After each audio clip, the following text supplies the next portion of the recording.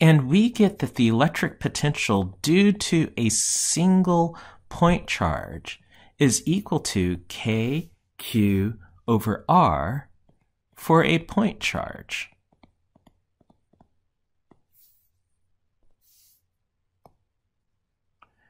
Notice that the electric potential is inversely proportional to the distance from that source charge. Well, for this example, since it's inversely proportional to the distance from the source charge, that means that the electric potential will be constant everywhere a certain distance away from the source charge. Now notice, electric potential is a scalar value. It only has an amount. It has no direction associated with it. So every distance of r away from this source charge will have the same value of electric potential.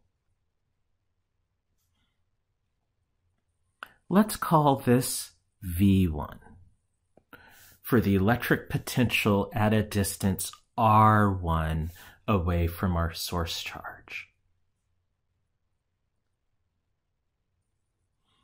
If we increase our distance from the source charge, the electric potential will change.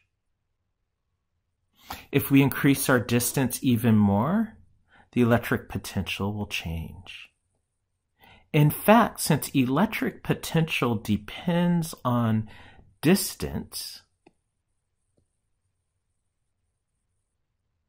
we see that for this source charge, the potential will change as the distance away from the source charge changes.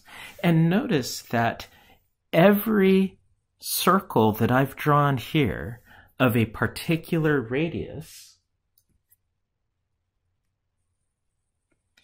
has its own value of electric potential. And that's because electric potential varies inversely with distance. And notice it only depends on this source charge. This is a measure of how much energy we would give to another charge if we were to place it within this electric field. So if we were to take another charge and were to place it here at a distance R2 away from the source charge, we would have a different value of electric potential. And if we were to place a charge over here at a distance R4 away from the source charge, that charge would have a different value of electric potential. So the electric potential here for this positive charge decreases with distance.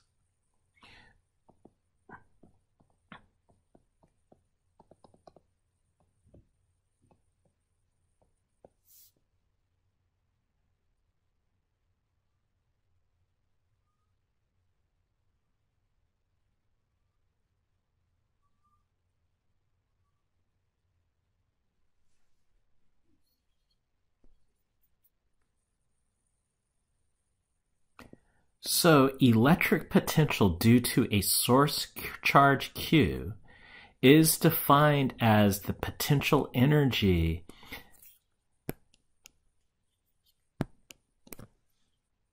So the electric potential due to a source charge Q is defined as the electric potential energy that that source charge Q would have with another charge Q prime divided by Q prime. So in other words, electric potential is electric potential energy per unit charge.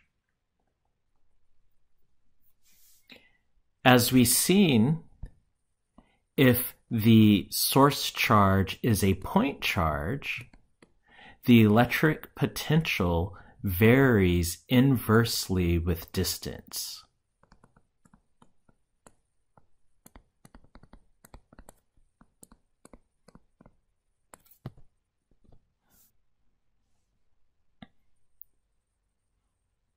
that leads to lines of equipotential. These concentric circles are illustrating the electric potential due to this electric field. These are lines of equipotential surfaces.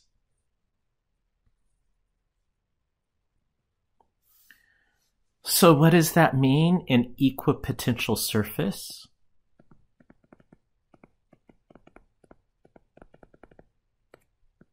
Well, remember, the electric field is a three-dimensional field. On this screen, it only looks two-dimensional because I'm limited by my application and by what I'm drawing on the screen. But really, the electric field is a three-dimensional field. And these concentric circles you're seeing, they are really concentric spheres of increasing radii. These concentric spheres are surfaces of equipotential. What that means is everywhere on an equipotential surface, V is constant. So, for example, if we have the equipotential on this outer ring, let's say it were 100 volts. Well, I guess I should introduce the unit of potential. The unit of potential is the volt. And 1 volt is defined as 1 joule per coulomb, energy per charge. So let's say that outer ring has a potential of 100 volts, and I'll just go ahead and label this V4. That means everywhere on this ring is a potential of 100 volts. No matter where you are on this outer ring, its potential is 100 volts. This is what we mean by an equipotential surface. The potential is constant everywhere on that surface. So then, now that we know that outer ring has a potential of 100 volts, let's ask ourselves, how much potential energy would a 1 coulomb charge have if we place it on that outer ring? So let's get a 1 coulomb charge. We will place it right here. We will identify the charge as Q prime, and we will say Q prime is 1 coulomb of charge. Well, let's find how much potential energy that our electric field of our source charge gives to Q prime. So in order to do that, I will just start with my definition of electric potential. I will rearrange it so I could have the electric potential energy of charge Q prime. And now we know that charge Q prime is 1 coulomb of charge. The electric potential is 100 joules per coulomb. So what this means is the electric potential energy for charge Q prime is equal to 100 joules.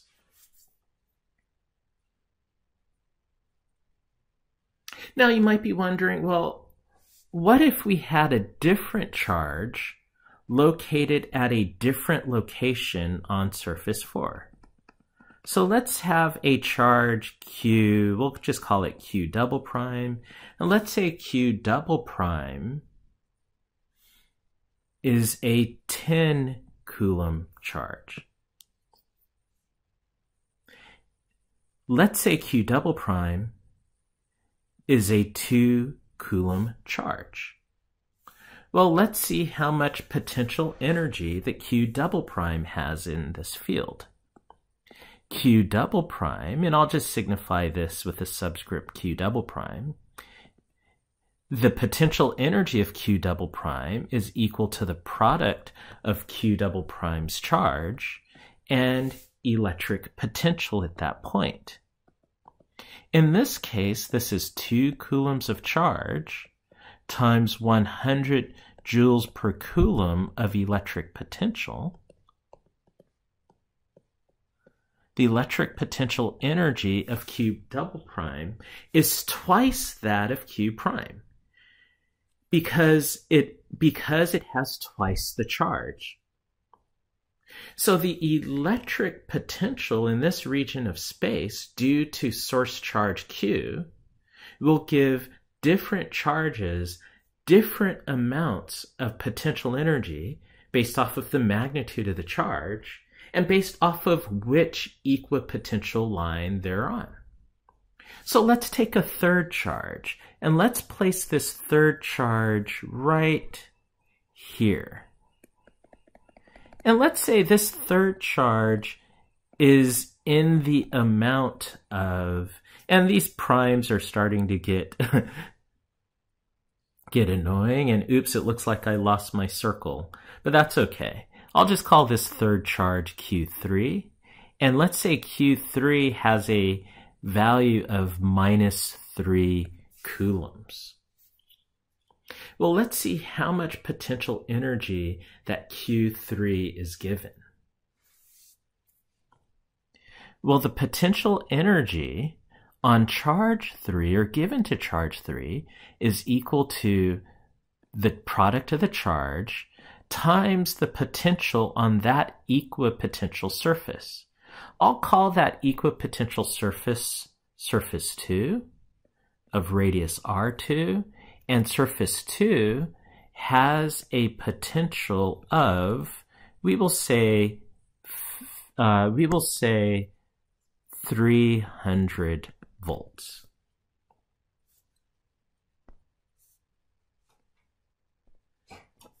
This means that the potential energy of charge 3 is equal to its charge minus 3 coulombs times 300 volts. And let me erase some of this to give myself more space. So minus 3 coulombs times 300 volts. Remember, a volt is a joule per coulomb. The coulombs cancel, and that negative charge has minus 900 joules of potential energy when it's located at equipotential surface of 300 volts.